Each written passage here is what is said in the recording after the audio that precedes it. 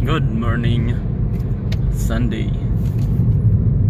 Papunta po tayo ng Agoo. May titingnan tayong property. Operator natin si King Marco. Let's go, samahan niyo po kami. Ito po yung way papuntang San Fernando City.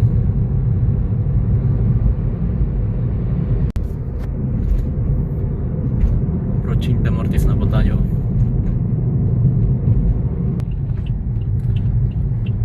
Daan pa muna tayo ng Damortis Public Market.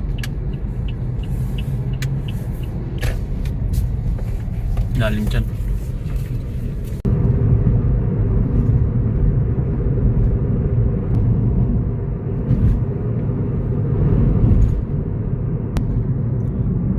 Go na po tayo.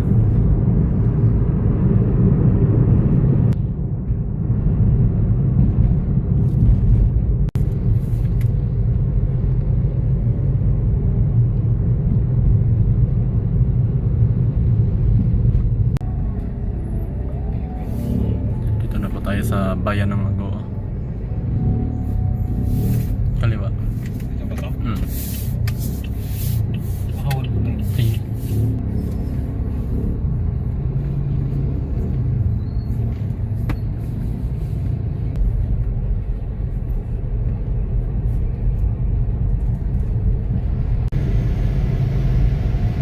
Lagpas mo na ito. Sige lang, diretso lang.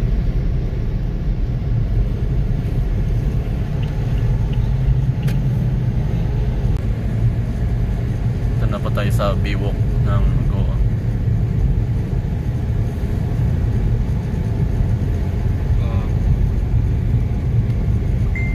Dito pag may birthday, no? Diyan niya sa ano dapat niya, miss. Dito nga.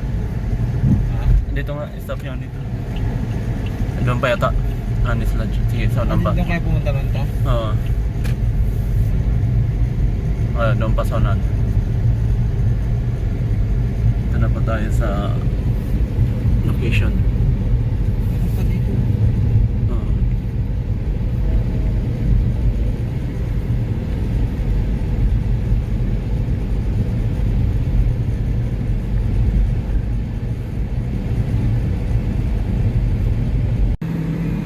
Ito pa yung itsura ng ano lugar. Ito yung Biwok, tapos dito yung dagat. So yung broker or agent, sabi niya sunod daw po sa kanila itong naka-tricycle. Baka sa unahan pa or papasok pa.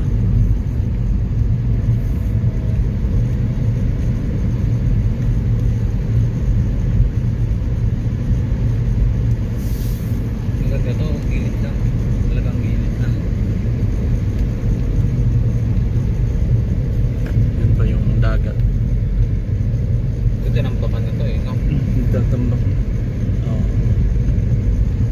Sus ka rin ng kalahating million siguro nito. Hindi wala naman. 200,000. Dali mo.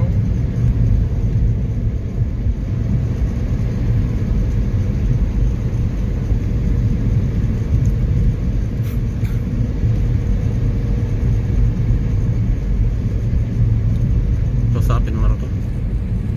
Ito yung itsura dito na yung mga dinidevelop na talaga.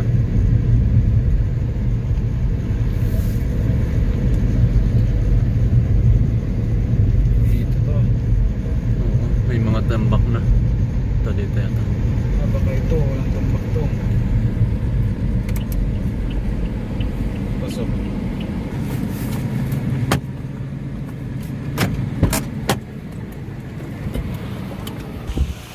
Ano pong pangalan nila? Trisha. Si Ma'am Trisha po. Siya po yung, kayo po yung Ano sir? broker? Ahente. Ahente. Ahente. Siya po yung Bali, ahente. Si boss ko po yung property handler ng mga sellers. Bali Oo. sellers po talaga. Direct mismo sa sellers na owners po siya. Po ba ni client sir? Opo.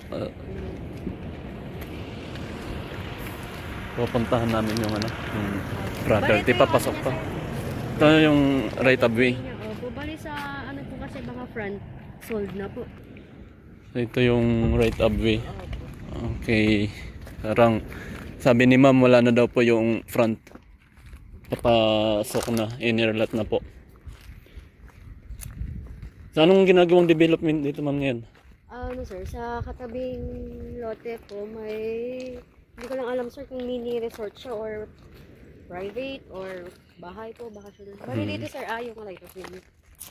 Ito yung right of way. Opo, yung mga malaking Muhon. buhay, yes po.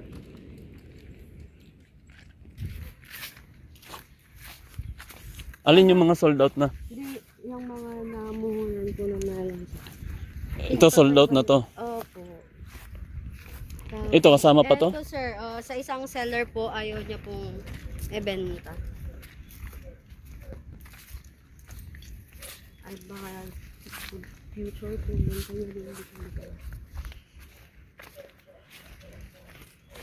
dito. 250 square meter. Yes po. So ito yung katabing, may resorts na katabi yung property. Inner na siya. Opo, sa ano niya sir, dito sa may dulo po ng property is Barangay Road, pero rough road pa dito. Hindi pa po nasundan. Pero ongoing po yung construction.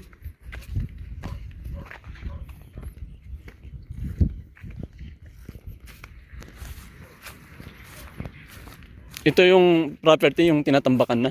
Opo, ito po yung phase 2 namin sir, yung ongoing reselling po namin. Ito yung naka-free selling, yung Opo, phase 2. Pero sir, yung mga ibang portion na bili namin, bali 4 na lang po. apat na lang available.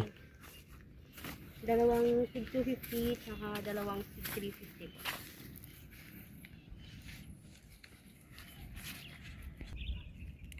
So ito yung property. Ito yung muhon, muhon na.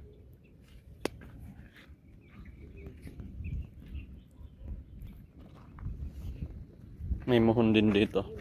Ma'am, ano tong muhon na dalawa magkatabi? Ano sir, bali chapline. Chaplain. Kaganyan po. Parang, ito sir yung plano.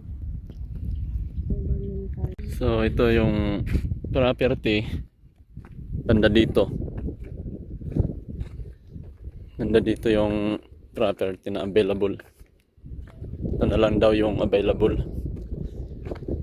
Tapos yung dagat banda dito papunta doon.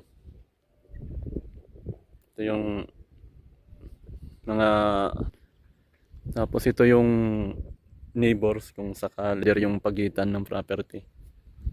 Tapos dito may ano rin, may ginagawang resorts din.